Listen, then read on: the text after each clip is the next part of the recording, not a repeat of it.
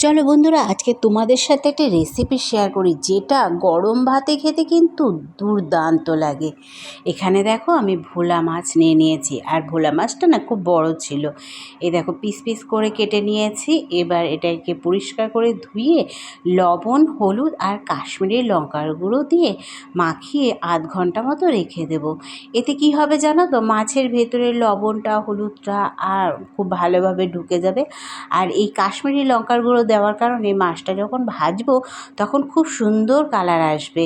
এবারে একটা মশলা ভেজে নিচ্ছি চলো মাছটা রান্নার জন্যে।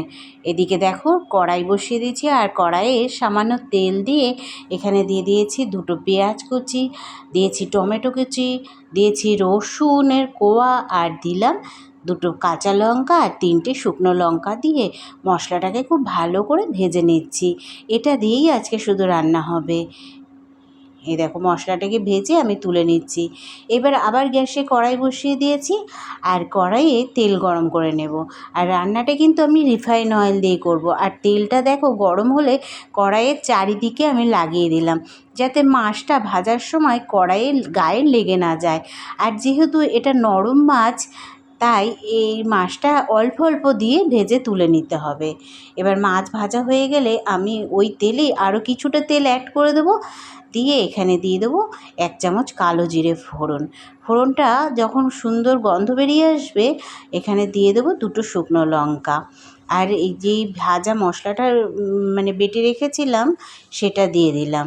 দিয়ে একটু সামান্য নাড়িয়ে চাড়িয়ে এই দেখো দিয়ে দেবো গুঁড়ো মশলা। আর গুঁড়ো মশলার মধ্যে ছিল 1 চামচ জিরের গুঁড়ো, আর স্বাদ মতো লবণ, সামান্য হলুদ গুঁড়ো আর কাশ্মীরি লঙ্কার গুঁড়ো।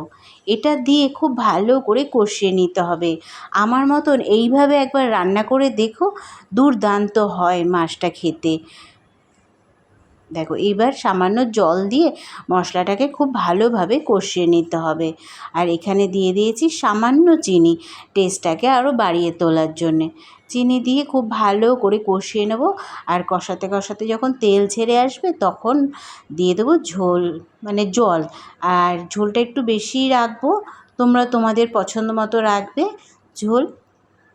এবার ঝোলটা ফুটে উঠেছে, এবার মাছগুলো দিয়ে দেবো। আর মাছগুলো দিয়ে কিছুক্ষণের জন্যে ফুটিয়ে নিয়ে এখানে ধনেপাতা কুচিয়ে দিয়ে দেবো।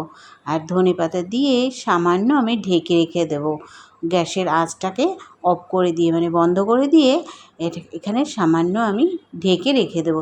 আর তৈরি হয়ে যাবে ভাজা মশলায় ভোলা কারি। দারুণ হয়েছিল খেতে বন্ধুরা, তোমরাও বাড়িতে বানিও আর খেয়ে কমেন্টে জানিও কেমন হয়েছিল। আর ভিডিও ভালো লাগলে চ্যানেলটিকে সাবস্ক্রাইব করে দিও।